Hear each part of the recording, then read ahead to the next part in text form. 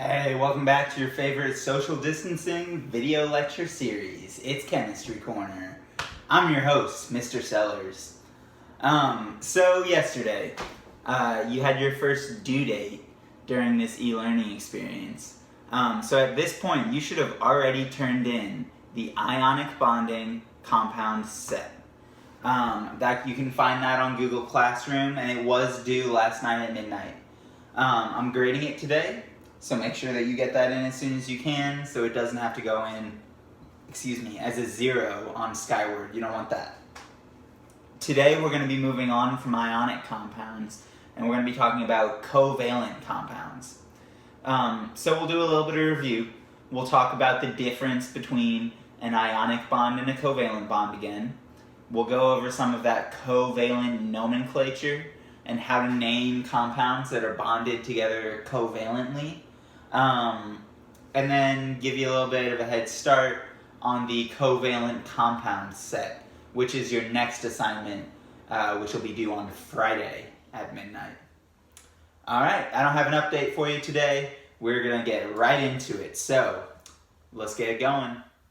Alright, so let's start by talking about the nature of a covalent bond. This type of bond is going to form in a different way than an ionic bond. It still has to do with the electrons, except in an ionic bond we're looking at the complete transfer of electrons. The complete transfer, meaning that we got full charges, a full positive charge or a full negative charge. And then those opposing charges that held together the ionic bond. It's not that way in a covalent bond. So let's look at two examples of covalent bonds. Over here, I've got 1 carbon and 4 hydrogens. We're going to make carbon tetrahydride. So, looking at carbon, it has 1, 2, 3, 4 valence electrons. It would like to get 8 valence electrons. That'll fill that octet. It'll be very stabilizing. Hydrogen has 1 valence electron, but hydrogen would like to get 2 valence electrons. This is called the duet rule, because the first energy level can only hold 2 electrons. So if it gets a duet, that would be very stable for hydrogen too. We're not going to see a complete transfer of electrons. Instead, the common phrase is that these elements are going to share their electrons. That's sort of like this co prefix, right? We said that co means together. You're probably cohabitating with other people right now. You have to live together.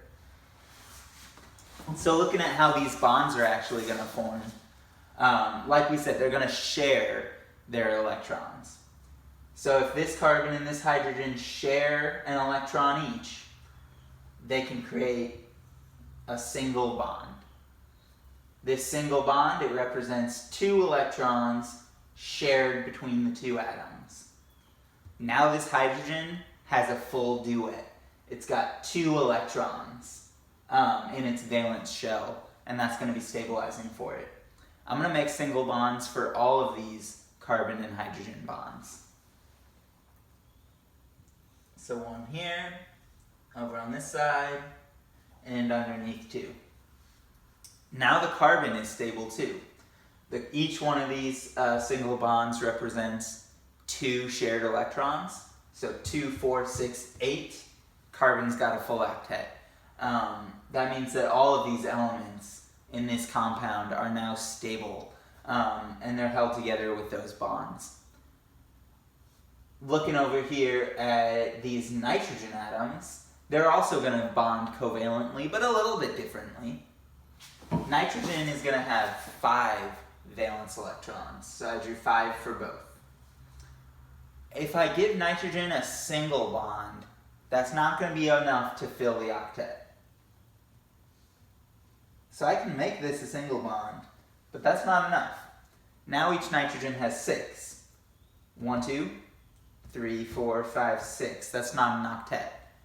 We're going to have to make multiple bonds here. So maybe instead of a single bond, we could make it a double bond. Still not enough. Nitrogen, diatomic nitrogen, is going to need a triple bond in order to stabilize it. Now this is still covalent. They're sharing all of these electrons in between these atoms. Remember that each line represents 2 shared electrons. So we're looking at 1, 2, 3, 4, 5, 6 electrons being shared between these atoms. That means that both nitrogen atoms have some sort of ownership over those 6 valence electrons. So I can say 6, 8, and then on the top 6, 8.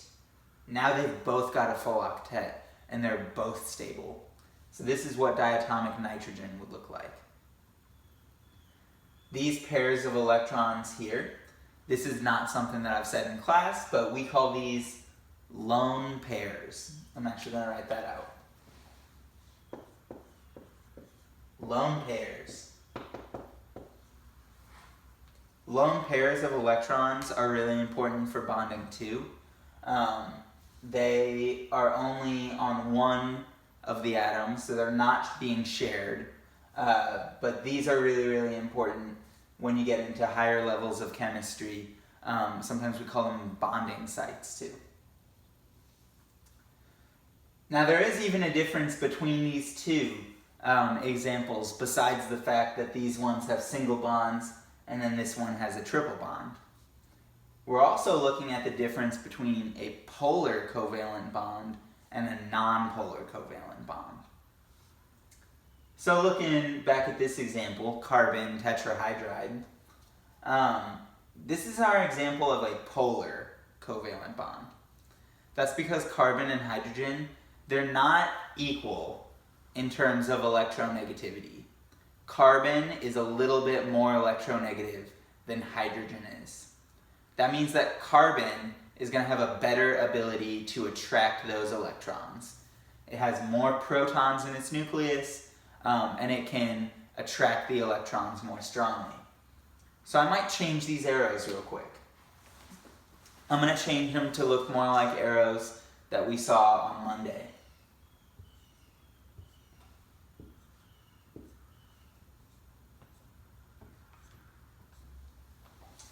So what I did here with these arrows, I made them the charge arrows, that they indicate which way the charge is going. The arrows are all pointing inwards towards the carbon. That's because the electrons are spending a majority of their time around that carbon atom. And then we end up with these little positive looking ends on the hydrogens. That's because each hydrogen atom is a little bit positively charged. It's not a full charge like we see in ionic bonding. These are partial charges. But what we are seeing is a separation of charge. A more negative end on the carbon end of the bond, and a more positive end on the hydrogen end of the bond. Overall, the molecule is nonpolar, but each individual bond is a little bit polar, with the electrons spending the majority of their time on the carbon. That doesn't happen in nitrogen. These two nitrogen atoms, they are identical in their electronegativity. It's like two twins playing tug of war. They're both just as strong, so they've got an equal hold on these electrons in the middle. So diatomic nitrogen is also a nonpolar molecule, but that's because its bond is also nonpolar. So that's just a quick review on the nature of a covalent bond. Let's look at how to name some of these compounds. Naming covalent compounds, that's our next step. So when we're naming covalent compounds, this is the time that we need to use those Greek prefixes, the mono, di, tri, tetra, etc. Each prefix is going to represent a number of atoms that we have in that compound. And these are prefixes that you should be familiar with. You should have heard a lot of these in everyday language. So like mono. Mono means one. This is the same mono from monogamy, from a monocle. So mono means one. Di means two. And we've used this prefix before. When we talk about diatomic elements, they're elements that move around with two atoms. So di means two. Tri means three, like a trimester or a tricycle. Tetra means four, like a Tetris piece. Each Tetris piece has 4 blocks in it. Penta means 5, like the pentagon or a pentagram. Hexa means 6. Maybe you've heard of like a hex head screw or bolt. It's one that has 6 sides to it. Hepta means 7. I don't actually have anything to help you remember hepta. I can't think of any words that have hepta in it that aren't like super scientific. But hepta means 7. Octa means 8, like an octagon, stepping into the octagon. It's got 8 sides to it. Nana means 9, and again, I don't have a way to remember that. It's one of those ones that's very scientific. And then deca means 10, like a decade has 10 years to it. This is not something that you can write on the back of your periodic table. You will need to memorize these or just know them.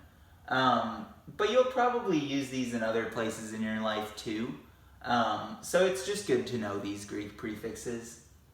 Mono, di, tri, tetra, penta, hexa, hepta, octa, nana, and deca. Now let's use these prefixes to actually name some covalent compounds. Alright, so now that we got those prefixes under our belt, let's try to name some of these covalent compounds. Looking at this first one, I've got CO2, so 1 carbon and 2 oxygens.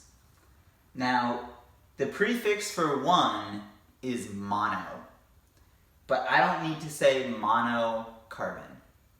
You'll never start a covalent compound name with a mono. Mono only applies to the last element named in the compound. So if it starts with something that's mono, we don't have to say that. We can leave it unsaid and it's understood that there's only one. So I'm actually going to start this out just by saying carbon.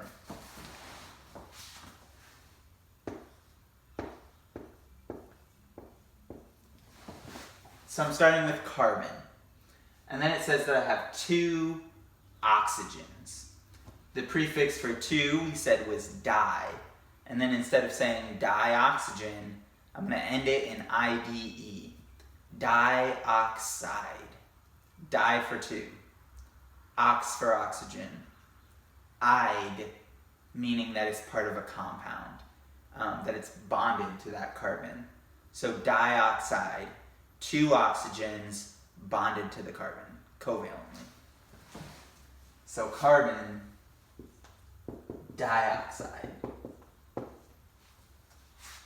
Carbon dioxide, this is a really common chemical. It's one that we breathe out and plants breathe in for photosynthesis.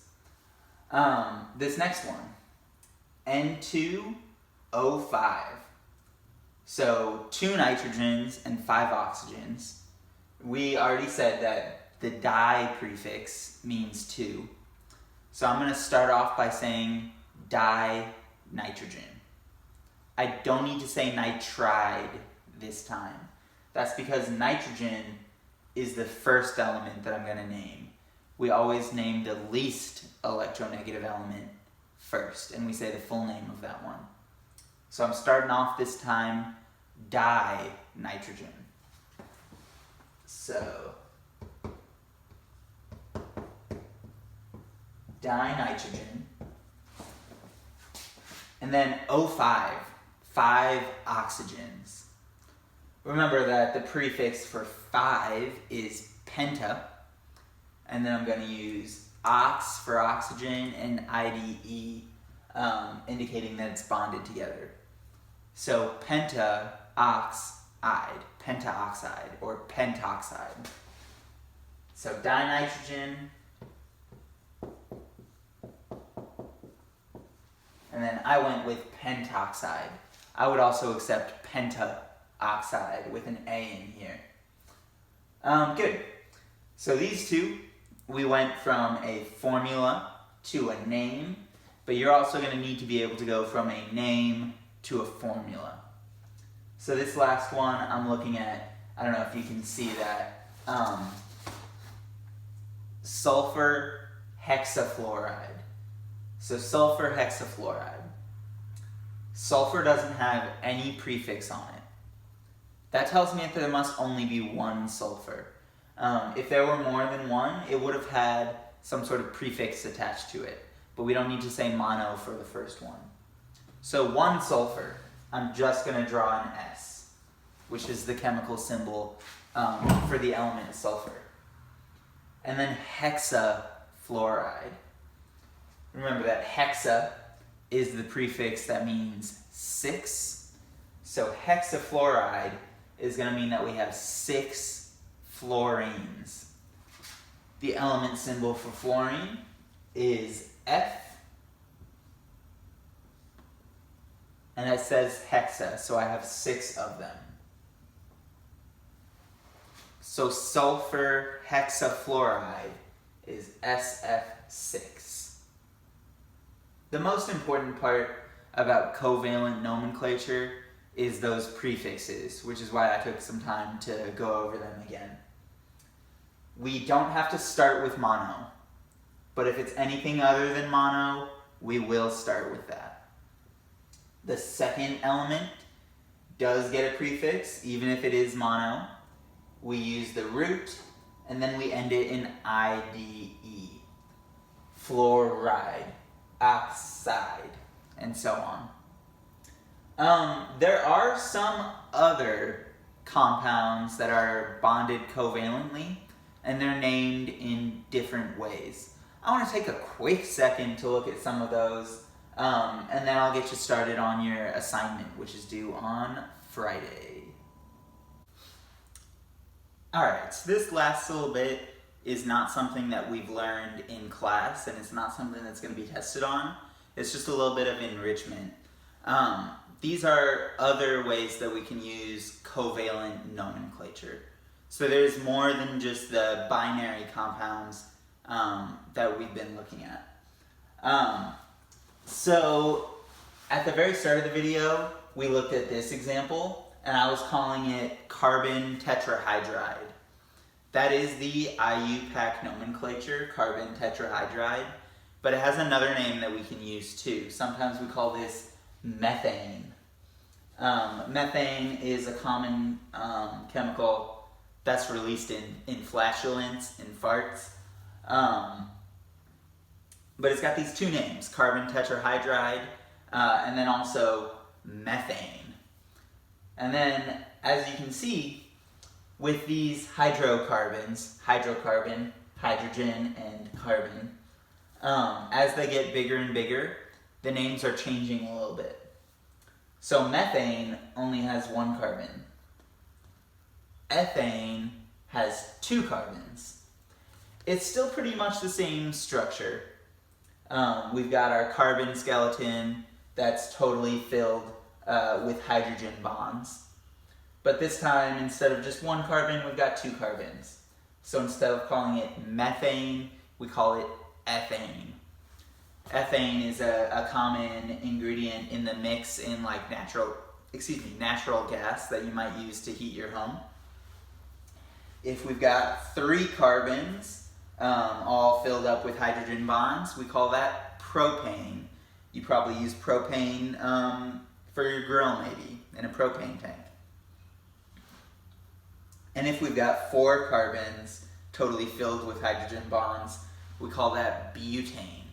Butane is a fuel that you might use like in a Bic lighter, in one of those long neck lighters. They have butane in them.